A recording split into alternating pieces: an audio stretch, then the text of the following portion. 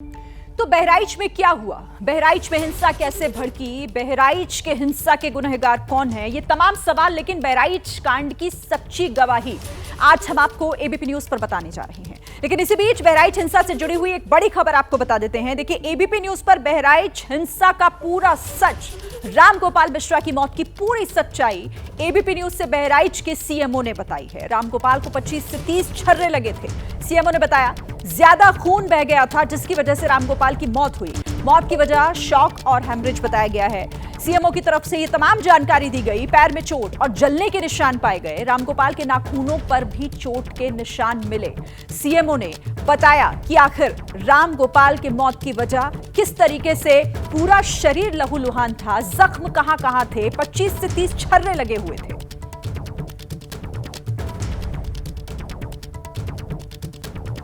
बहराइच के मैसी में जो घटना हुई उससे रामगोपाल मिश्रा की मौत हो गई। उसका पोस्टमार्टम भी हो चुका है। बहराइच के जो सीएमओ हैं संजय कुमार जी, वो इस वक्त हमारे साथ हैं। संजय जी, रामगोपाल का पोस्टमार्टम हो चुका है। पीएम रिपोर्ट में क्या चीज़ें निकल के सामने आई? 25-30 के करीब छर्रे लगे। उन छर्रों से जो ब्लीडिंग हुई है वो अत्यधिक हुई और उसके कारण मौत हो गई है। तो ये गोली एक ही चली है, बाकी उसके छर्रे हैं, या गोली कितनी लगी? क्योंकि ये कोई कहा जा रहा है कि 20-30 गोलियां लगी, इस तरीके की बात निकल के सोशल मीडिया पर वायरल है। इस तरीके की चीज़ 25-30 के करीब छर्रे हैं। अब एक गोली के छर्रे हैं, कई गोली के छर्रे हैं, ये डॉक्टर नहीं बता पाएंगे। तो ये स्पष्ट नहीं हो पाएगा। ये डॉक्टर नहीं बता पाएंगे। अच्छा, एक चीज़ और, एक्सपर्ट चाहिए इसके लिए।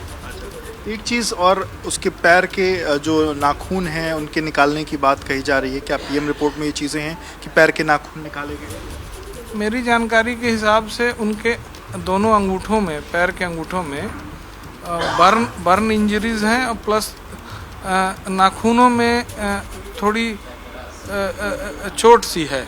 तो वो क्या उखाड़ने जैसा है या किसी चीज़ से चोट लगी है? आपने क्या, अब ये टोटल डिटेल तो उसमें लिखी होगी, लेकिन इंजरी है वहाँ, जले का निशान है।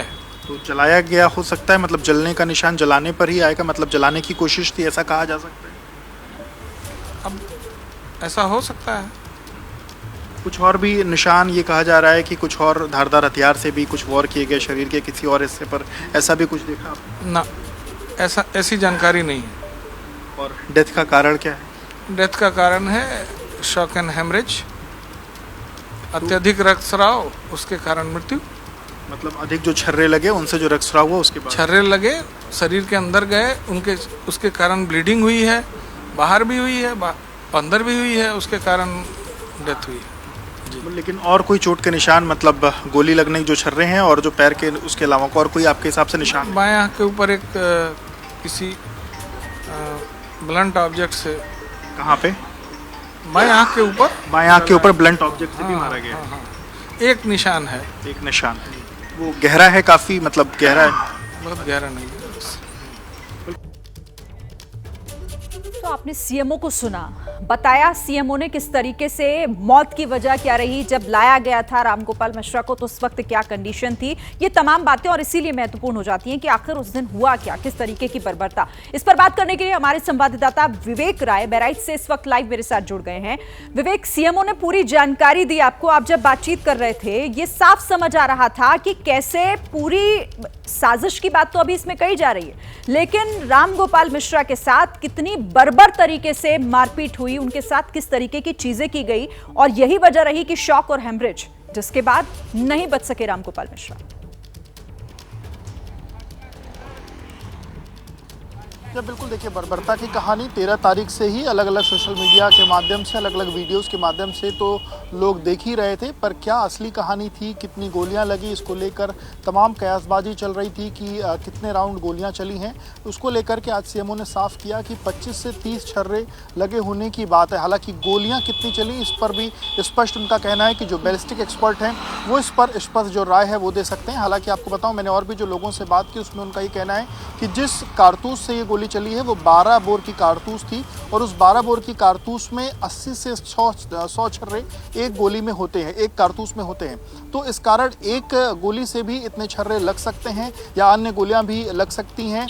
इसको लेकर के फिलहाल बैलिस्टिक एक्सपर्ट या बैलिस्टिक रिपोर्ट का कहीं ना कहीं इंतज़ार करना होगा। पर ये हाँ, ये एक चीज़ और एक जो जानकारी जो अंगूठों को लेकर के चल रही थी कि जो पैर के अंगूठे हैं उनको उनके जो नाखून हैं उनको उखाड़ा गया। उन्होंने कहा कि वहाँ पर जलन जैसी जो चीज़ है, जलाने जैसी जो चीज़ है वो देखी गई है। वो संभवतः जलाने जैसा कुछ या कुछ ऐसा कृत्य किया गया होगा। हालांकि इस पर जो वहाँ के स्थानीय विधायक हैं उनका एक मत ये है कि जब उसने वहाँ पर रेलिंग के पास में जब वो झंडा गाड़ने की कोशिश कर रहा था, उस दौरान जब रेलिंग गिरी है तो उससे भी हो सकता है संभवतः नाखून का जो हिस्सा है वो चोटिल हुआ हो। पर ये लोगों का मत है। इस पर स्पष्ट कि वो अंगूठे के ऊपर निशान कैसे लगे, वो जलन कैसे हुई, इस पर स्पष्ट मत अभी भी क्लियर नहीं हो पाए। पर हाँ, अंगूठों के पास भी चोट था और आंख के ऊपर जो बाईं आंख है उसके ऊपर भी ब्लंट ऑब्जेक्ट से मारा गया था।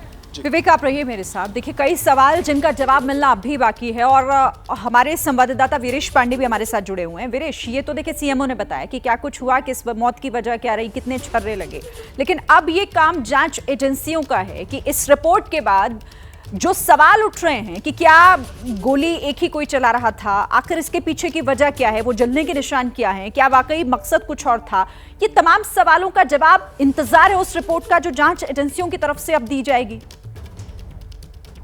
देखिए, जो स्थानीय विधायक हैं सुरेश्वर सिंह, उन्होंने बहुत स्पष्ट रूप से कहा कि पुलिस की नाकामी रही है, पुलिस की लापरवाही रही है। वो सत्ताधारी दल के विधायक हैं और सत्ताधारी दल का विधायक साफ कह रहा है कि पुलिस ने अपनी जो भूमिका है वो स्पष्ट रूप से नहीं निभाई है। निश्चित रूप से जब मुख्यमंत्री से उनकी मुलाकात हुई तो उन्होंने सारे परिदृश्य से अपने पर्दे को उठाने की कोशिश की होगी और चीजों को बताया होगा। तो पहला सवाल स्थानीय विधायक भारतीय जनता पार्टी के पुलिस पर खड़ा कर रहे हैं। और रही बात जांच एजेंसियों की, तो जांच एजेंसियां लगातार काम कर रही हैं। एसटीएफ के चीफ, एटीएस के चीफ और खुद एडीजी लॉ एंड ऑर्डर के तौर पर अमिताभ यश मैदान में उतरे और वो लगातार कनेक्ट कर रहे हैं सारे लोगों से। वहां के जो स्थानीय लोग हैं उनसे भी जानकारियां ली जा रही हैं। लेकिन विधायक सुरेश्वर सिंह का ये कहना कि पुलिस की नाकामी रही है, इसे हैंडल ठीक से नहीं किया गया है, ये चिंता का विषय है। पुलिसिंग को लेकर सवाल भारतीय जनता पार्टी का विधायक खड़ा कर रहा है और उस इलाके में किस रूप में काम है,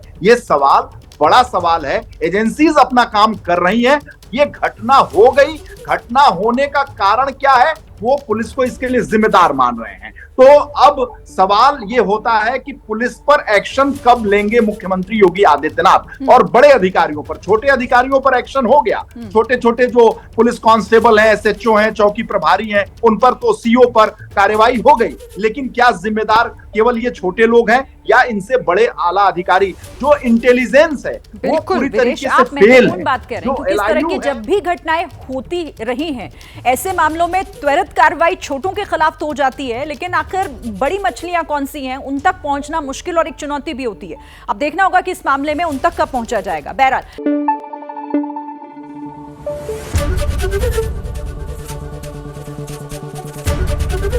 एबीपी न्यूज आपको रखे आगे।